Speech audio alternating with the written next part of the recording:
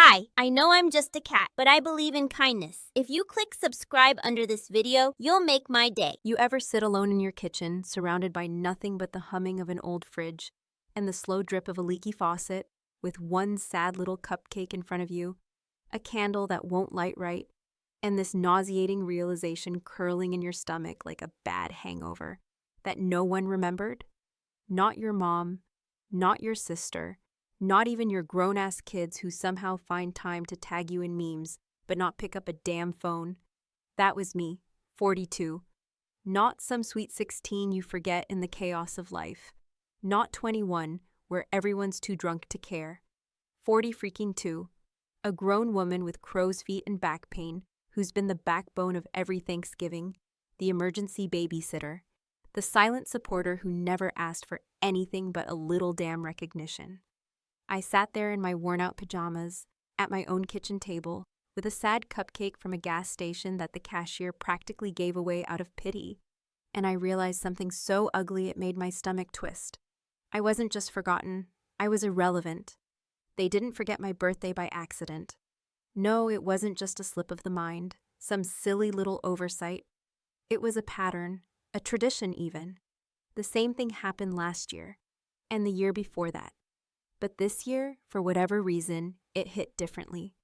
Maybe it was the silence that settled in so deep it felt like concrete. Maybe it was the fact that I finally admitted to myself that I'd spent most of my life being the easy one. The one they never worried about. The one who didn't need checking on because, well, she'll always be fine, won't she? That's what they say about people like me, reliable, low maintenance, strong. Strong enough to be neglected and still show up smiling. But then came 2 days later. A full 72 hours after my own damn birthday passed like a flat tire on the side of the highway, ignored, inconvenient, and no one stopping to help. I opened Instagram to check on a local weather update and instead saw video after video of my family at my sister's house. At first, I couldn't process what I was seeing. There were balloons, streamers, even a damn cake shaped like a golden retriever's face. My cousin was playing acoustic guitar in the backyard. My niece was dressed like a fairy, and there was a table full of wrapped gifts. For a second, I thought maybe they were throwing a late surprise party for me. Maybe I'd been too quick to judge. But then the caption punched me square in the throat. "Welcome home, Pickles! First week with our new pup!" That's when I stopped breathing. They threw a party, a real, full-blown, catered, decorated, live music party for a puppy. A dog that's been in the family for 7 days got more attention, more celebration, more human affection than I had in over a decade. And not just from my sister. No, the whole tribe was there. Mom, Aunt Janice, even my own son, laughing and holding up a champagne glass to toast a goddamn animal. Something in me snapped. Not with screaming or crying or throwing something at a wall. No, this was a quiet kind of breaking. The sort that happens deep in your chest and makes everything else go still. I remember looking at my phone, and without even thinking, I started blocking them. One by one, contacts I'd memorized since childhood. I blocked them on my phone, on Facebook, on every app. I unfollowed, deleted, erased. And the silence that followed was better than I expected. It was clean, sterile almost. For the first time in years, my phone didn't buzz with my mother's passive-aggressive Bible quotes or my sister's tone-deaf group texts about what side dishes to bring. It was like I'd scrubbed my life of static, and it felt good. I didn't want an apology. I didn't need a fake moment of guilt followed by excuses like, "You've always been so low-key," or, "I thought we were doing something next weekend." I didn't want them to throw me a pity party or send a late Amazon gift card. What I wanted was to be free from the quiet resentment I carried every time I put their needs ahead of mine. From the hollow birthday cards that came 2 weeks late with no handwritten note, from the way they looked at me like I should be grateful just to be included. And maybe I thought that would be the end of it. Maybe I hoped I could fade out quietly like a background actor stepping off stage. But no, that's not how families like mine work. You don't just cut ties and walk away. They make noise. They kick and scream and send casseroles wrapped in guilt. Because the moment you stop playing your part, the peacemaker, the giver, the one who forgives without question. They panic. Not because they miss you, but because now they have to face who they are without you. It started that very weekend. I was still riding the high of my social media cleanse when I heard it, banging on my front door like the damn police. I looked out the window and saw her, my mother, in her church cardigan and pearls, holding a grocery bag and a look on her face like I'd just murdered someone. I didn't open the door. I watched her stand there for 12 minutes straight. She left a note in the mailbox and the note just said, "Call me, this isn't like you." But it was finally like me. And I think that's what scared them most. I didn't open the note. I didn't need to. I knew exactly what it would say before I even unfolded the paper. Just like I knew the tone of voice my mother would have used if I had opened the door, calm but laced with accusation. Soft but sharp.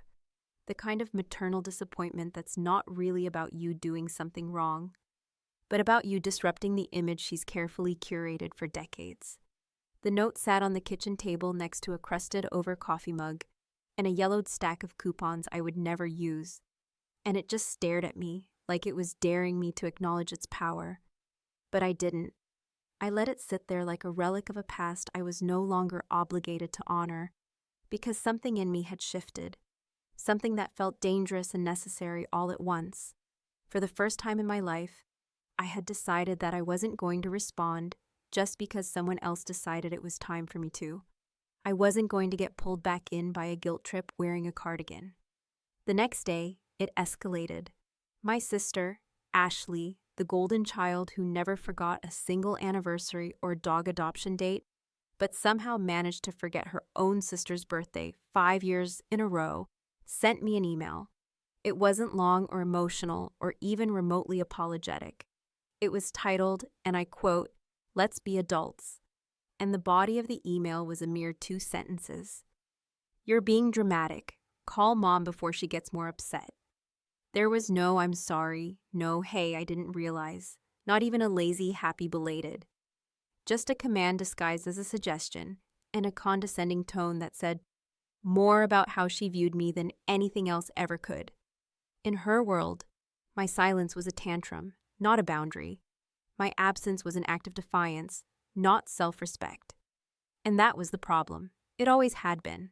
Every time I'd pulled away in the past, even just for a breath, they'd interpreted it as me needing to be talked down, not listened to. I didn't reply to her either. Instead, I opened my old photo album, not the digital kind, but the heavy one with torn plastic sleeves and coffee stains on the edges. The one that smelled like attic dust and carried decades of forgotten birthdays, broken promises, and forced smiles. There I was at age 10, wearing a crooked paper crown, while Ashley opened the presents because she got jealous and started crying. At 16, I'm in the corner of a family barbecue, holding a serving tray instead of dancing, because someone had to help out. At 29, there's a picture of Ashley's engagement party, and I'm the one holding the camera, not in the frame, not in the memory, not even asked if I wanted to be. That album told the story of a girl who was always there but never centered, always invited but never seen. And now that girl was done. A week passed, no new emails, no new notes, but then out of nowhere, I got a text from a number I didn't recognize. Just a first name, Tara, and a message that read, "Hey, your family's worried about you, maybe talk to them?" Turns out Tara is a friend of Ashley's, someone I hadn't spoken to since their baby shower years ago. That's when I realized they were sending in outside reinforcements, pulling people from the edges of their social network to shame me into re-engaging. Like I was some stubborn toddler refusing to eat her vegetables. I sat with that text for a long time, longer than I wanted to admit, because there was a part of me that was still wired to care. I hated that. I hated that even after everything, a simple message from a half-stranger made me second-guess myself. That's the thing about emotional neglect. It doesn't just go away when you finally name it. It lingers, it claws, it makes you feel like maybe you're the problem, even when the evidence is stacked 10 feet high against them. But that doubt didn't last, because the very next day, I saw it, the group chat. I'd left it months ago, but my phone still had it archived, and for some reason, the preview popped up. They'd renamed it Family First. And the latest message was from my mother. She's isolating. We need to intervene. No mention of my birthday. No reflection. No humility. Just the assumption that my silence was pathological and that they were the heroes preparing to save me from myself. That was when my best friend Kayla, who had been watching this unfold with the kind of quiet fury only real friends possess, said something that lit a fuse inside me. We were sitting on my porch, drinking wine from mismatched mugs, and she leaned over and said, "You should crash their next party. Show up not as you, but as someone else. Let them meet the version of you they've ignored all these years, only colder."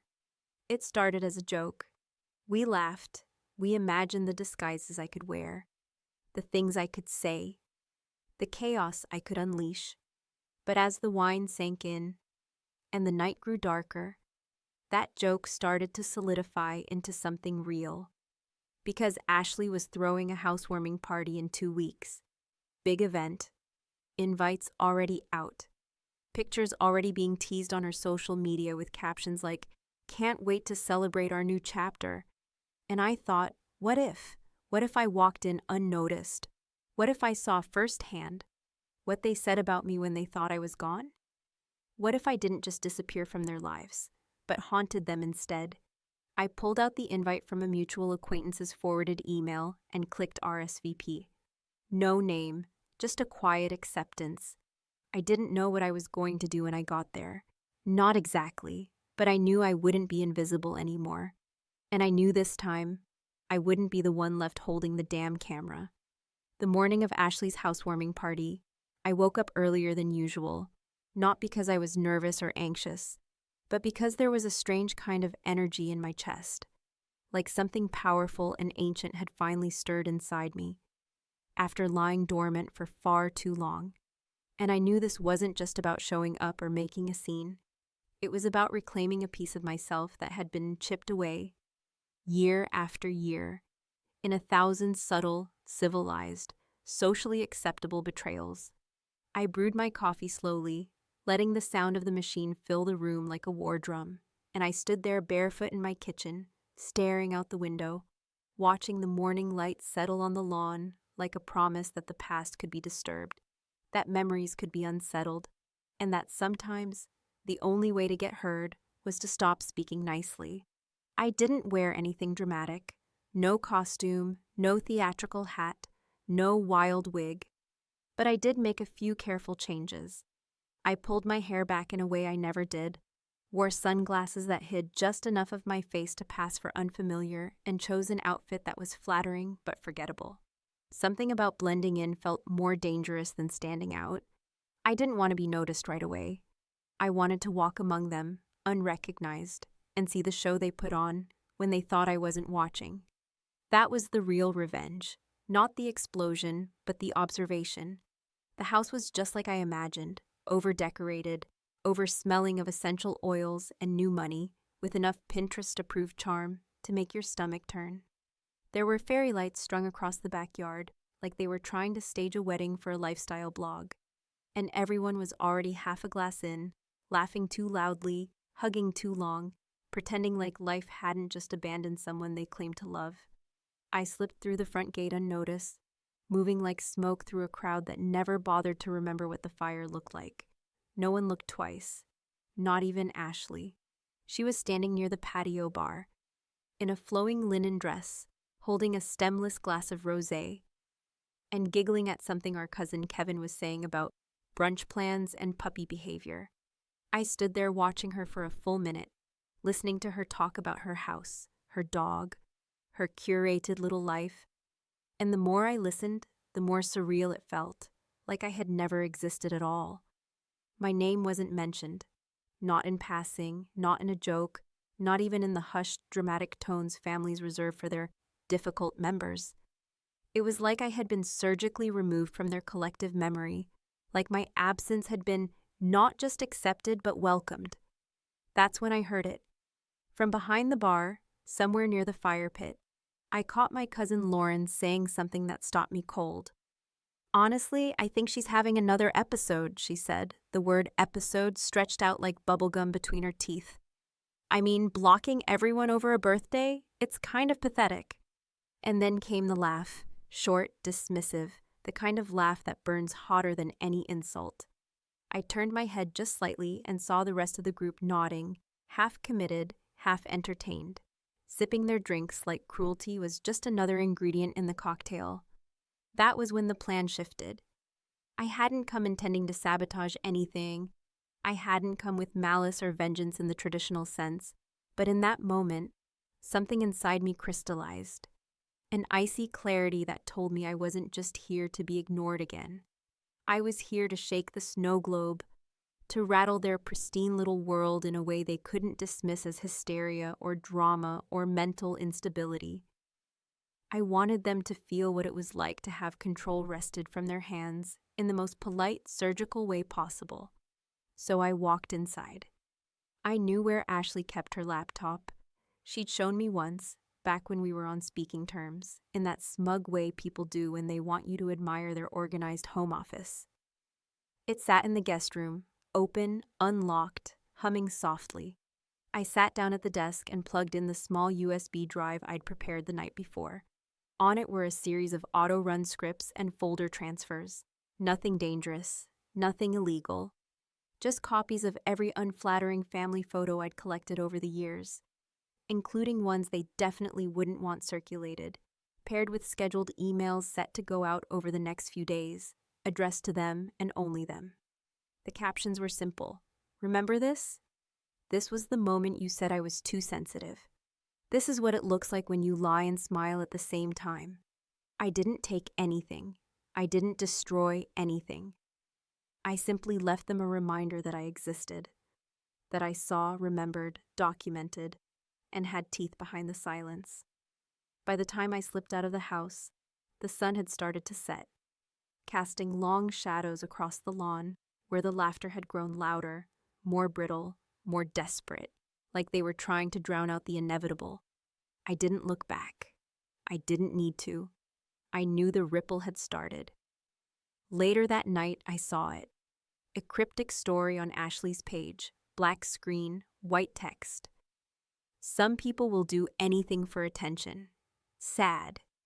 No context, no explanation, but I knew exactly who it was for.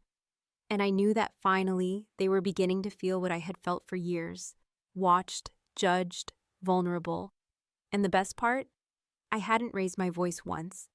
The morning after the housewarming party passed in a kind of quiet stillness that didn't feel like peace, but more like the deep breath before a storm cracks open the sky.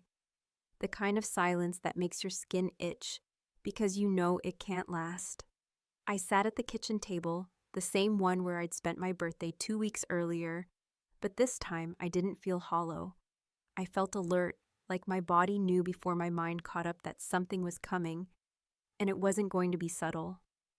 The first message came in through a voicemail, not from a number I recognized, but from one I should have expected. Ashley's friend Melanie, who'd always been more of a loyal sidekick than a friend, someone who clung to Ashley's orbit because proximity to someone like her felt like status in our small world. The message was short, but it was thick with that performative concern that's really just a mask for judgment.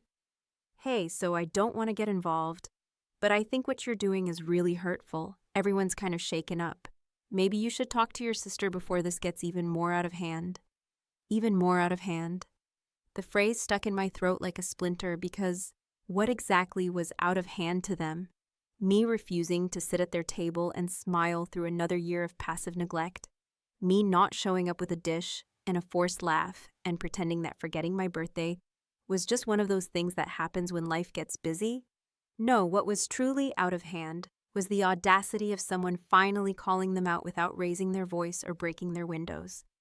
By the time lunch rolled around, the storm had officially arrived.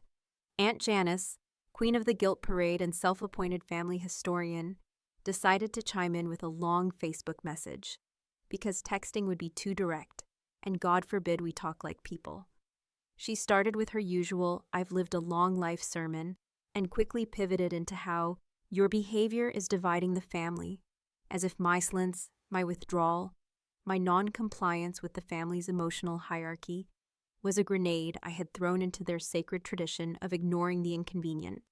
She ended the message with, "This isn't the girl I raised." And that's when I laughed out loud because Janice never raised me. She raised Ashley, and I was just the shadow in the corner who kept the peace by keeping quiet. That afternoon, I pulled out the old storage bin from my closet, the one I'd never unpacked even after moving twice in 5 years, and I started sorting through it like I was digging through the bones of a past life. There were birthday cards with generic messages, and no handwriting, gifts still in plastic, photos where I stood at the edge of the frame like an afterthought. I put them all in a box, every single item that had ever been given to me by a member of that family, every hollow trinket meant to placate instead of appreciate. I packed it all up with the care of someone assembling evidence for a trial. Then I added a note on top, just 4 words, written in thick black ink. "You earned this back." I mailed 1 box to my mother, 1 to Ashley, 1 to Aunt Janice.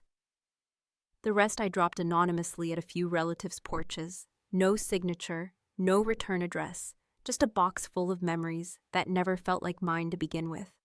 I didn't want revenge in the way people imagine it, fiery, loud, final. I wanted them to sit with the weight of what they gave me. I wanted them to open those boxes and realize how little their gestures had ever meant, how empty the performance of love becomes when it's not backed by presence, by awareness, by effort. And then came the blog. It wasn't a diary or a tell-all expose with names and dates and arrows pointing at villains. It was quiet, anonymous, but sharp. I called it Stories from the Forgotten Daughter, and each post was a single memory, unchanged, unembellished, just recounted with honesty so raw it felt like a wound still bleeding. The time I sat alone at prom because Ashley needed the car. The Thanksgiving I cooked entirely alone while they took photos around the table without me. The Christmas where they forgot to buy me anything and laughed it off like I was too mature for gifts anyway. I didn't share the blog with anyone directly. I didn't need to. In a town like ours, things spread fast when they're quiet. When they're not chasing attention but simply existing, breathing in the same digital space as every influencer's dog and baby photo. Within 3 days, the blog had 300 shares. By the end of the week, it hit 1,000. People messaged me, strangers mostly, saying, "This feels like my life." They didn't know it was me, but they knew the story, and that was enough.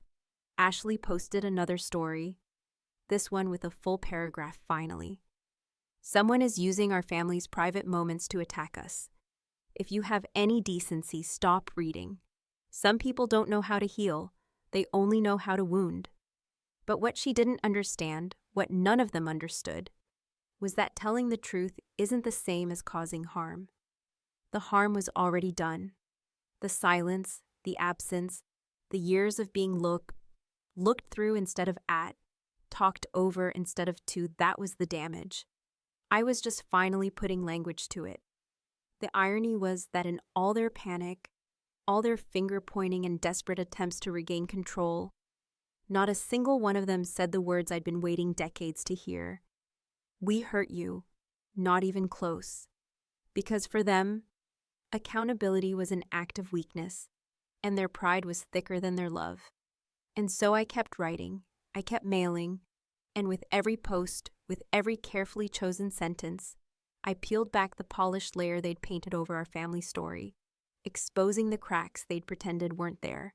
They were unraveling. And I, for once, wasn't flinching.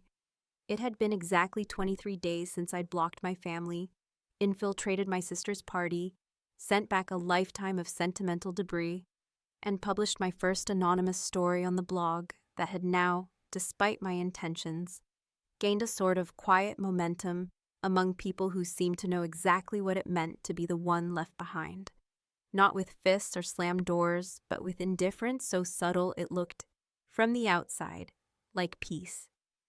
And maybe if that's where it had ended, me reclaiming my story in bits and pieces, them unraveling privately behind their fences and pastel holiday cards, it would have been enough. But families like mine don't lose quietly. They don't retreat when you set a boundary. They circle, strategize, and strike from angles that look like love but feel like control. It started with the invitation. A white envelope, hand-delivered, not through the mail, but slipped into my doorframe like a summons, thick paper and gold lettering that reeked of damage control, masquerading as sincerity. Family dinner, Saturday, 7 p.m., Olive Grove, Trattoria. Let's talk.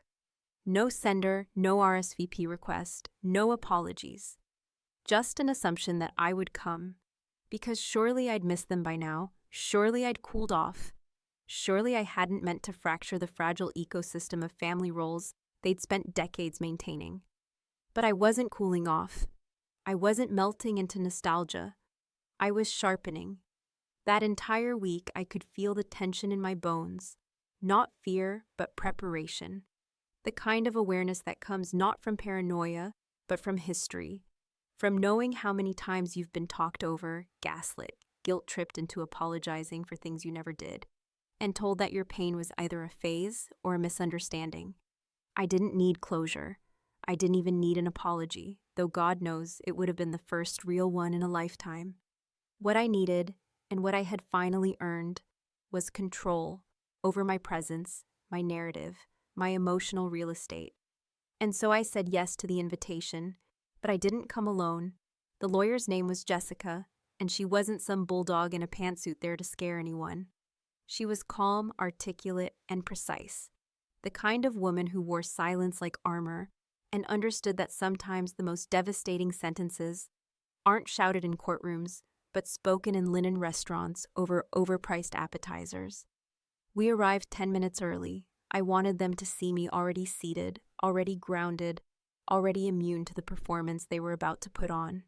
When they arrived, Ashley, Mom, Aunt Janice, even my older brother, whom I hadn't seen in nearly 4 years, they entered like royalty returning from exile, all soft smiles and watery eyes and carefully chosen phrases that reeked of pre-rehearsal. They sat down cautiously, probably noting Jessica beside me, who smiled but didn't introduce herself. No one asked. I let them stew in the ambiguity. Ashley went first, of course.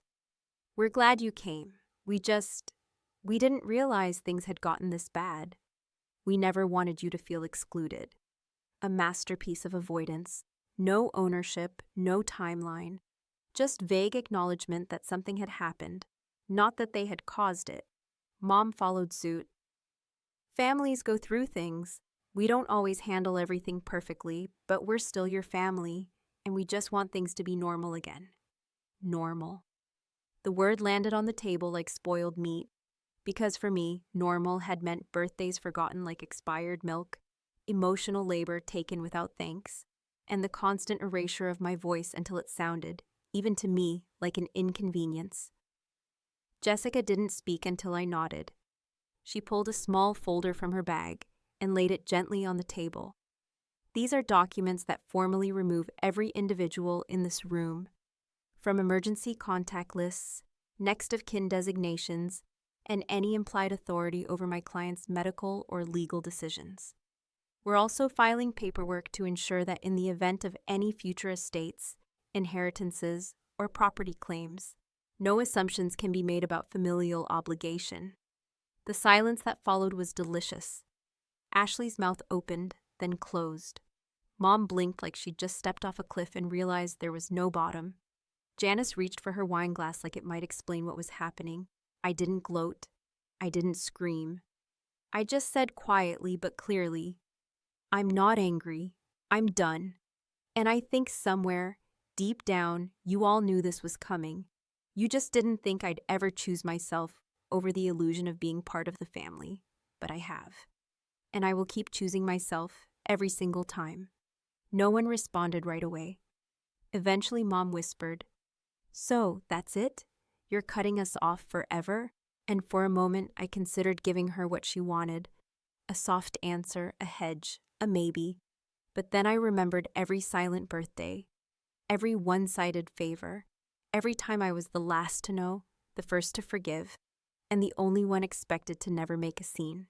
So I said, "I'm not cutting you off. I'm just finally admitting that you let me bleed dry, and I've stopped the bleeding." We left before dessert. Jessica didn't say much on the way home, and neither did I. There was no need. It was done, not finished, not healed, but acknowledged in a way that finally gave me back the dignity they'd spent decades chipping away at with smiles and neglect. The next year, on my birthday, I got 7 texts, 1 from Ashley, 2 from cousins, even Mom, who sent a photo of a cake with a message that said, "Thinking of you today." I didn't reply, not because I was bitter, but because I had already answered them in the loudest way possible. Was I cruel? Was I cold?